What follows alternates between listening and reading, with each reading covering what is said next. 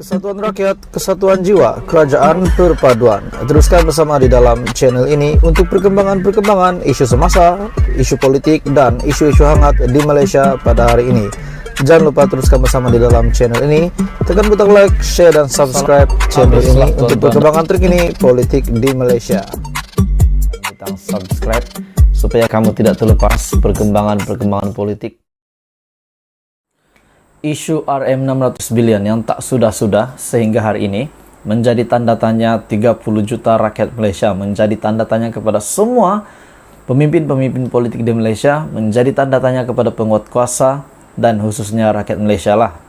Jadi isu RM600 bilion ini, ada yang mendakwa Tengku Zafrul pun terlibat, Khairi Jamaluddin pun terlibat, dan beberapa pemimpin Perikatan Nasional pada ketika itu.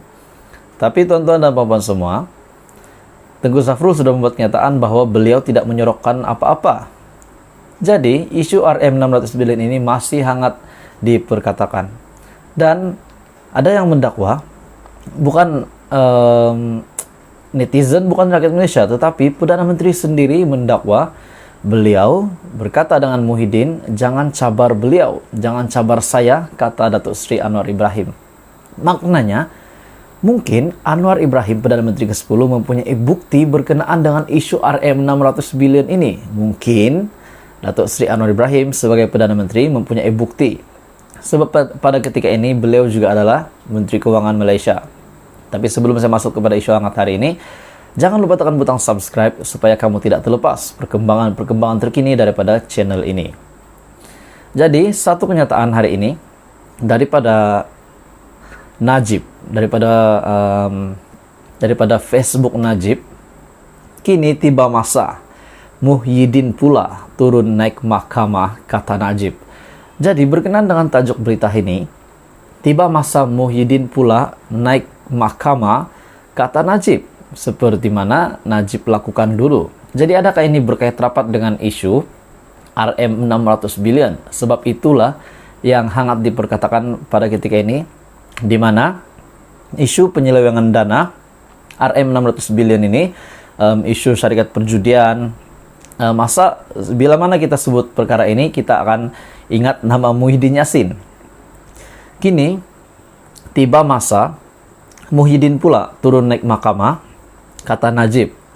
Pentadbir akaun Facebook bekas Perdana Menteri Datuk Seri Najib Razak berkata, tiba giliran Tan Sri Muhyiddin Yassin untuk turun naik pejabat Suruhanjaya Pencegahan Rasuah Malaysia SPRM.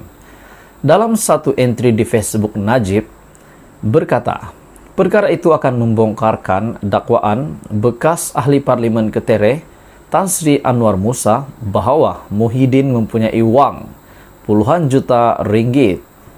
Giliran Muhyiddin naik turun SPRM pula, kata Najib. Misteri duit berpuluh juta ringgit dalam bilik tidur dia bakal terjawab tak lama lagi, menurut Najib. Facebook Najib ada mengucapkan terima kasih kepada Anwar Musa kerana membongkarkan isu yang mendakwa Muhyiddin memberi jutaan ringgit kepada UMNO. Untuk rekod, Suruhanjaya Pencegahan Rasuah Malaysia SPRM dilaporkan sedang menyiasat dakwaan Anwar Musa mengenai Muhyiddin yang memberi UMNO jutaan ringgit bagi membantu parti itu pada PRN Sabah pada tahun 2020. Ini pasti menggemparkan. Pada 21 November yang lalu pula, Anwar Musa dalam satu video yang tular mendakwa Muhyiddin menemuinya di Sabah. Dan dalam video berkenaan, bekas Menteri Komunikasi dan Multimedia itu mendakwa dalam pertemuan tersebut beliau diberi berpuluh juta ringgit untuk PRN Sabah pada 2019. Jadi tuan-tuan dan puan-puan semua, ini pasti mengejutkan. Ini pasti berita yang paling menggemparkan. Adakah benar apa yang dikatakan Anwar ini? Apakah benar apa yang dinyatakan oleh Tan Sri Anwar Musa ini bahwa Muhyiddin mempunyai wang puluhan juta ringgit? Jadi adakah akan berlaku seperti yang pentadbir Facebook akaun bekas Perdana Menteri Najib Razak yang mengatakan giliran Muhyiddin pula turun naik mahkamah, giliran Muhyiddin pula berjumpa dengan naik turun SPRM.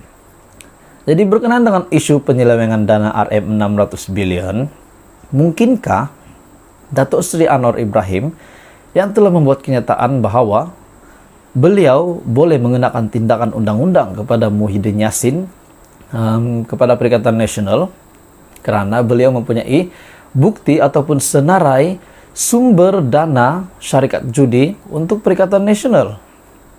Mungkin Datuk Seri Anwar Ibrahim sudah mempunyai bukti yang kukuh, tetapi menunggu masa yang tepat untuk mengemukakan bukti-bukti ini di media, kepada penguatkuasa, khususnya SPRM Polis.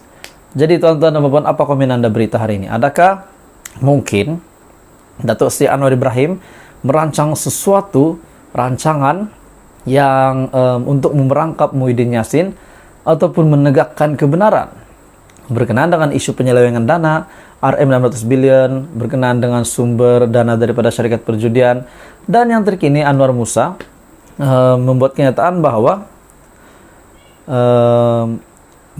Muhyiddin Yassin mempunyai duit jutaan ringgit, puluhan juta ringgit, di mana satu entry di Facebook Najib berkata perkara itu akan membongkarkan dakwaan bekas ahli Parlimen Ketere Tan Sri Anwar Musa bahwa Muhyiddin mempunyai wang puluhan juta ringgit. Jadi apa komen anda berita hari ini? Boleh komen di bawah. Hai semua, tuan-tuan dan puan-puan semua. Salam sejahtera saya ucapkan. Terima kasih sudah meluangkan masa untuk channel ini. Jadi, hari ini satu berita yang tergempar saya nak kongsi dengan kamu. Tun Mahathir, Dr. Mahathir, legenda politik Malaysia, menjadi satu kejutan kepada rakyat Malaysia setelah Mahathir membuat kenyataan. Setelah sekian lama beliau tidak muncul, setelah sekian lama beliau berada dalam gua, kata seorang kawan saya. Setelah sekian lama beliau berada dalam gua, akhirnya satu kenyataan mengejutkan. Kenapa saya cakap beliau ada dalam gua? Sebab dia, Mahathir, beliau yang sudah kalah teruk, rakyat Malaysia sudah memberi petanda kepada Dr. Mahathir bahwa beliau sudah tidak relevan lagi untuk bertanding. Seperti penganalisis politik sebelum ini juga ada menyatakan perkara yang sama. Tapi sebelum saya kongsikan kepada anda isu hangat hari ini, saya meminta jasa baik kamu semua, tuan-tuan semua, anda semua untuk tekan butang subscribe supaya kamu tidak terlepas perkembangan-perkembangan politik terkini daripada channel ini. Terkini, satu kenyataan yang sangat mengejutkan daripada Dr. Mahathir. Katanya, lantik Zahid, Anwar tak berpegang kepada kedaulatan undang-undang. Sebelum saya masuk kepada berita, adakah anda setuju dengan kenyataan daripada Dr. Mahathir ini? Kalau kamu setuju, kamu boleh komen di bawah. Ataupun kalau kamu mempunyai komen, dipersilakan komen berkenaan dengan perkara ini. Pentadbiran Perdana Menteri Datuk Seri Anwar Ibrahim dianggap tidak berpegang kepada kedaulatan undang-undang ataupun rule of law apabila melantik seorang yang sedang berdepan kes mahkamah sebagai timbalan Perdana Menteri, kata Tun Dr. Mahathir. Dr. Mahathir berkata, tindakan Anwar melantik Presiden UMNO Datuk Seri Ahmad Zahid Hamidi sebagai timbalan Perdana Menteri adalah sesuatu yang janggal dan tidak memungkinkan. Usaha kerajaan membersihkan negara daripada gejala rasuah dan juga kleptokrat. Ya, betul, belum dihukum, tetapi orang ini sudah dihadapkan ke mahkamah. Kalau kita ada orang sebegini, jadi pemimpin akan rosaklah negara kita. Oke, sebelum saya teruskan kepada berita ini, saya nak bertanya dengan kamu. Adakah kenyataan daripada Tun Mahathir ini sama seperti apa yang dikatakan oleh Muhyiddin Yassin dan juga beberapa pemimpin tertinggi PAS yang lain dan juga yang terdiri daripada pembangkang?